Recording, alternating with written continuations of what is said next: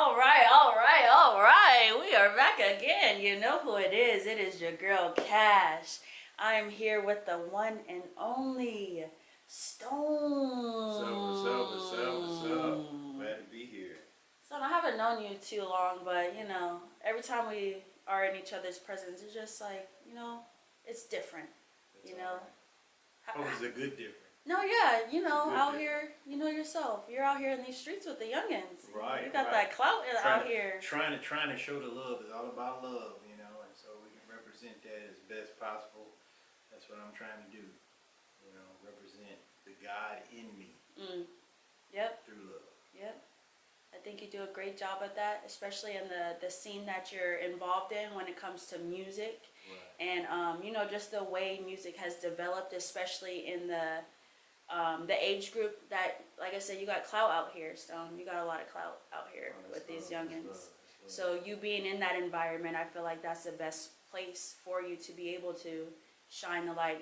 At any show I go to, Stone is the one like, I don't want to hear no cussing. What is this mess you talking about? I'm like, finally, someone understands. Have a message. Have something to talk about. Yeah, we are sponsoring things through this Friday Night Live at the Culture Corner. That's one of the venues, and I've had an opportunity to meet a lot of artists throughout the Phoenix area, starting with Tyndall Music. Shout outs to you, Tyndall.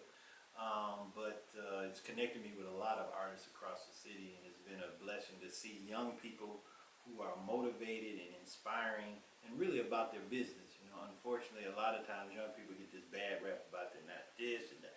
They don't have manners, they ain't got no motivation to do anything, and that's quite the opposite that I've experienced out there. I run into a lot of young people that are driven by purpose, are driven by, things that they know they are capable of doing, believing in themselves and working as a collective so they can be an encouragement to one another. And that's been an inspiration to me. Yeah. So I appreciate being a part, such as yourself.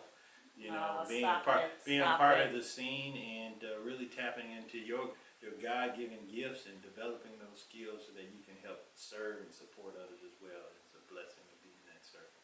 Thank you, Stone. Thank you. I would have to say, after sitting down and speaking with you, I feel like, everything happens for a reason. Everything has a purpose to it. And just breaking down your thoughts and how you move and whatnot, it's just like, you're somebody that I want to work with, Awesome. Just, the change that you're trying to make, the light that you're trying to, the love that you're trying to spread. It's all about love, For real.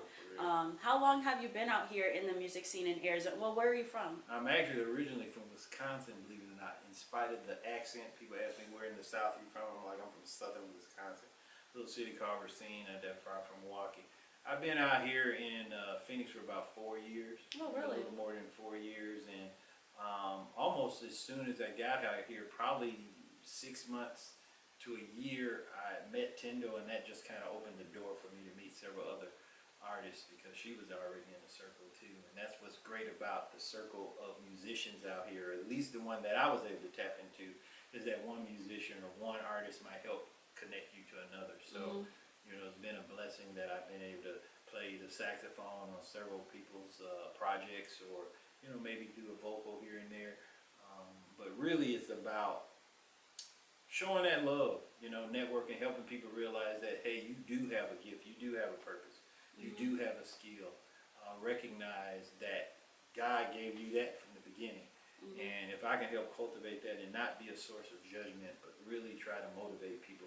And my hope is that they find God and find that peace and find that joy in their life as well. But I believe the perspective and the vantage point that I have to come from is show love first. Yeah, regardless. And I like how, you are, in a different generation from the people that, the network that you're involved in. But at the same time, like you were saying earlier, how you can't just surround yourself with a certain type of people. That you have to branch out to, if anything, fulfill your purpose. Right. Where I'm like, I like how you're not so overbearing with it though. You can separate yourself from that. If anything, the church, you can separate. You're at these shows and you're in these environments, but you're not, with millennials, my pastor says it all the time, you can't always talk Jesus. If anything, find another route, find a common ground where you can kind of shine Well, I that mean, light in. I think simply as I would put it is, it's not about necessarily talking to Jesus, but doing what Yeah. Jesus do. Mm. You know, being that, Yeah.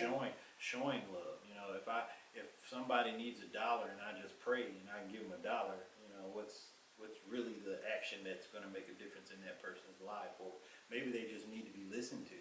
Mm. And a lot of times that's where a lot of young people just need to be heard. They need to be understood. I worked with young people all my life. Since I was 12, believe it or not, Wow. and still, it's really not a work. It's relationships. It's about relationships, you know. And I get as much from a lot of the people that I interact with, hopefully, as they get from me. And so my purpose is to be available, to be able to offer whatever light I can share with them to help them see their path and purpose, and hopefully find a peace that can help them really Yeah. feel good about this life. Yeah. We only get one, so you know we need to make it count. Gotta make it count. Gotta make it count. What would you say, with you being in the scene for 4 years? I mean, that's enough. The footprint that you've already created within the community, the local community industry, I guess you can say, when it comes to music. Where do you see the community going when it comes to, you know, the local artists, the underground artists? There's a lot of people doing a lot more than I am. You know, Dom Rude, Cosmic Cadence, Tyndall's doing some things. Brought her name up, Bob Lane. You know, there's a lot of groups that I'm aware of, and there's a lot more too, that they are really promoting positivity. That's something that I've been seeing in the circles, that people are really working to be an inspiration. I don't hear the cutthroat, you know, I'm better than you, you know, trying to put you down as a hip-hop artist or whatever. That people are really embracing a variety of arts, and that's something that I hope to do more at Friday Night Live. It's not just a hip-hop venue, it's not just a R&B venue. Yeah. My goal is to really open up people's eyes and experience.